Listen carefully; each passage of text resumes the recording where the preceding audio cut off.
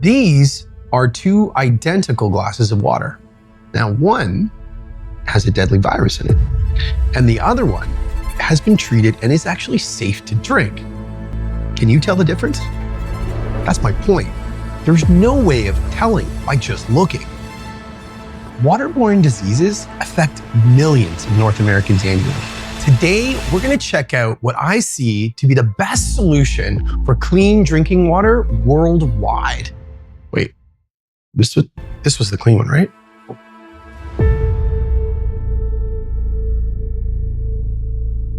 You might have heard of Norovirus, Legionnaires disease, and Giardia.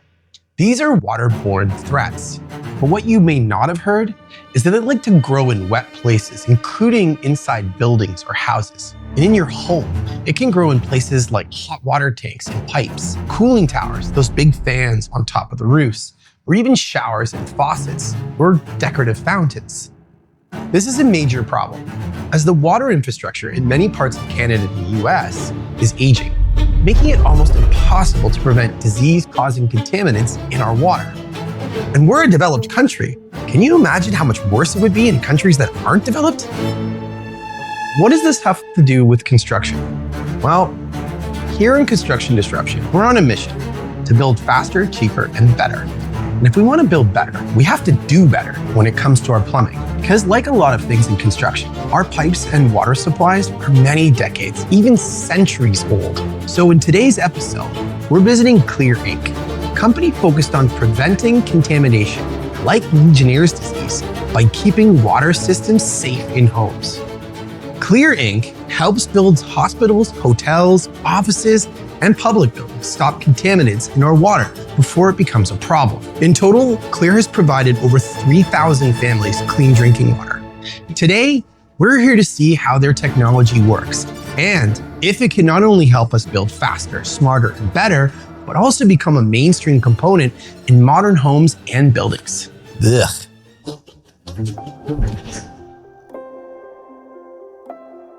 So Ron, how does one even start to look at getting into the business of water? I was actually studying how to improve lifespan. I was looking into genetics and molecular models and trying to find drugs that can increase our lifespan. All of a sudden, in the middle of my PhD, I got very sick, and I got very sick from a very bad cup of water. It ended up giving me an infection from a parasite called Entamoeba histolytica that kills more than 100,000 people globally every single year. Sorry, what? You end up drinking a cup of water and that almost ends your life? That's exactly right, yeah. From a disease that I can't even pronounce. Pretty much, yeah. It's the cause of amoebic dysentery, and it's been a global problem for as long as humanity's been around. So basically what happened to me was I got very sick, and I started to ask the question, how is it that one bad cup of water can cause what caused me about 3 years of suffering? I lost about 100 pounds in an 8-month period. And I had to take leave from my PhD just so I can focus on my health, focus on my diet, and try to figure out how to get healthy again. For the first time, I actually knew what it's like to have a chronic disease. As a scientist, I started to dig deeper. And I started to learn that actually waterborne disease is one of the leading burdens of human disease globally. But it's not just in those remote communities.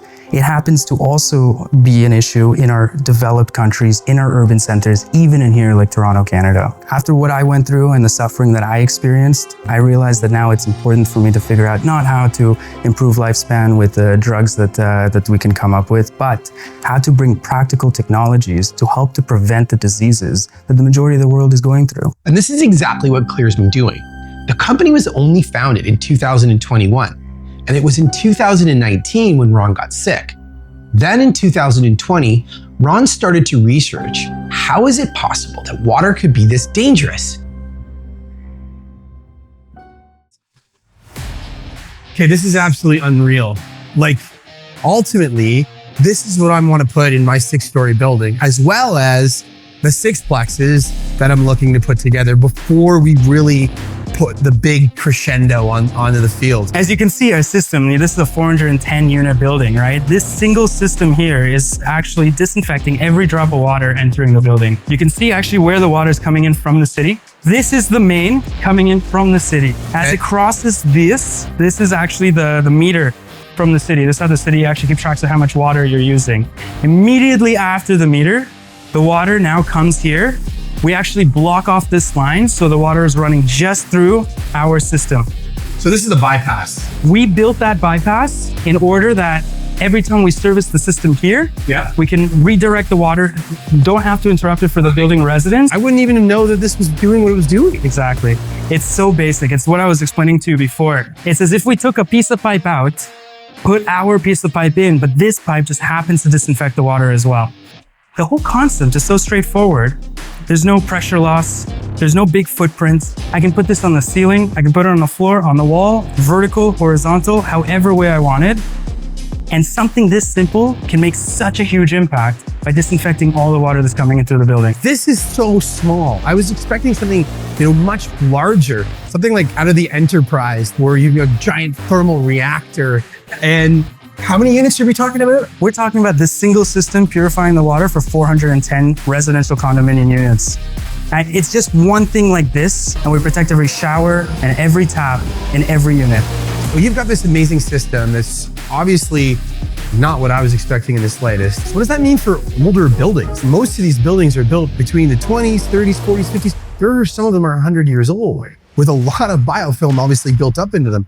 How does that get fixed? And if we put one of these in those buildings, it's not going to fix it right away. What do we need to do?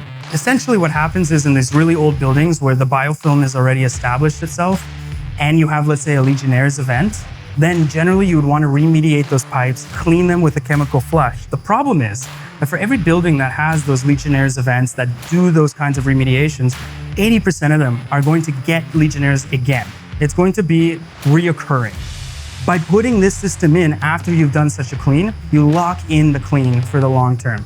This is what you need in order to maintain resiliency and future-proofing what is essentially the circulatory system of the building. To clean out what's already existing inside those old buildings, and then to have the UV system keep them clean into the future. Part of what makes this UV system so good is that it's smart. It has multiple sensors in it that allow us to actually calculate the exact dose of UV that we're providing at any one time. And that dose depends on a few things. One of the most important things it depends on is the flow rate of the water running through it. As you can imagine, as the water runs through faster, you're going to need to provide more energy in order to achieve the same effective dose, to achieve the same reduction of bacteria.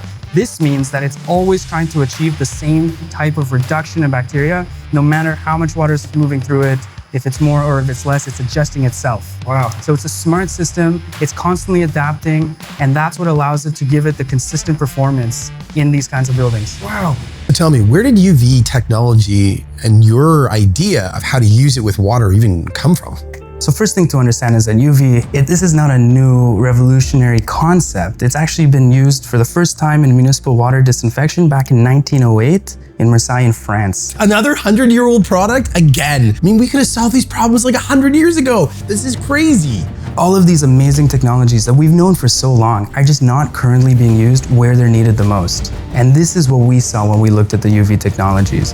UV, at the end of the day, is the healthiest way to purify our water and get rid of those microbiological risks that are making us sick and create infections. And it's so obvious when you start to look at it and understand what it's doing that you start to ask, how come it's not been seen currently in any other buildings? I agree with you, Ron. It's hard to believe that this hasn't been widely adopted yet. And this is one of the many forms of technology that we've explored that isn't new, but still hasn't been used by the masses. And I'm just puzzled as to why. The idea here is that we put a UV reactor, the same UV reactor from the water bottle manufacturer's factory, and we take it and we put it right where the city water enters your building. So this is before the pumps, this is before it's distributed through the units. The water's coming in through the main into the building. We take a section of pipe out, we put our section of pipe in, and our section of pipe just happens to disinfect the water at an industrial grade. Let's say even in the municipal treatment plant that they have a beautiful UV system and they have the best filtration in the world, immediately after it has to travel through thousands of kilometers of old 100-year-old pipes that are broken, porous, and contaminants are constantly seeping into. So that means that there's no extra protection for us between the water treatment plant and our taps. This is why we're coming up with this concept of putting UV in an extra barrier between the source and the tap. Disgusting. I have to cut you off. I didn't even think of the piece of it that from the water purification plant to my house. I just thought of that now when you were telling me that's like 100 years or more of disgusting, gross stuff sitting in there. And most people think, oh, my water's clean because it comes from the purification plant. But it's that part from the purification plant to your house that is disgusting. Ugh. How does it purify the water? Like, I really don't really understand the context in which it works. I get UV light, I understand it, but what's the difference? As opposed to using bleach on a surface and sterilizing and absolutely destroying any type of biology that might be on the surface, this UV light is actually just targeting the DNA. So we don't refer to it as sterilization, we refer to it as deactivation or disinfection. UV is about releasing a very powerful light, and this light is being emitted at a wavelength that targets DNA. So when DNA is absorbing the energy from that light, the DNA will then break. And as we know, all of life is dependent on its DNA. With broken DNA, those microorganisms in your water, they cannot reproduce and they can definitely not infect. So what happens is you've basically deactivated anything with DNA from your water, and that means that any parasite, virus, bacteria, all of that is going to be deactivated and basically killed by moving through the UV light. What's the difference between the technology that you're offering and, let's just say, any common reverse osmosis system that I put in my house? Like I have one right now. It's very important to know what it is that the UV is doing and what it's not doing. And when you compare it to reverse osmosis, there's many, many differences. Reverse osmosis is going to be a physical filter that's actually going to remove metals, but also salts and minerals and basically everything else from your water. This is generally excessive, and lots of those minerals have to be added back at the end. One key point is that those RO, reverse osmosis membranes, are not meant to deal with bacteria. In fact, they become a perfect place for bacteria to grow. They capture the bacteria, and the bacteria will end up growing inside the reverse osmosis filter. The dangerous part about this is that you've now increased your confidence in the water coming out of your filter, but if you didn't maintain it right and it's starting to grow the biology, it may actually be much riskier to drink your filtered line than just the regular tap. Instead of that, what we should be doing is including a UV system before these filters to do what those filters are not meant to do, to disinfect, deactivate the bacteria coming in, and actually keeping those filters cleaner for longer and overall protecting your health from the things that are making you sick today. Okay, so everybody that's watching this is gonna think this is a giant marketing ploy where you're scaring the shit out of them to try and make them buy your product. Tell me, explain to me that this isn't just a marketing ploy. This is real. Tell me the reasons that your family spent this much time and energy and money putting into this, not for the return on the investment, because you don't need it. You got us right. Our whole identity as a company is not a marketing company here to make a buck, all right? We're a team of scientists and engineers trying to make a difference. Our whole motto and our KPIs is doing good as well as doing well. All right, and doing good is as simple as how many families are we improving water quality for? And we're not here selling dreams, we're here actually testing and showing through our case studies exactly the differences that we're making in the water. Differences that may be hard to see, but through the testing we can see we're making a large difference. And that's real, man. That's real. That's the stuff that we want to make sure that gets out. And as much as this is going to change and disrupt our system across the world, in houses, this is available to everybody, and it's not a fortune. That's the difference to this thing. It's not, you sound like you're spending more money than you're spending on going out and buying bottled water every day because you're gonna go to the store and spend $4 or $5 or $6. And in lots of our buildings, it's less than $10 per unit per month, right? Sorry, $10 per unit per month. Less.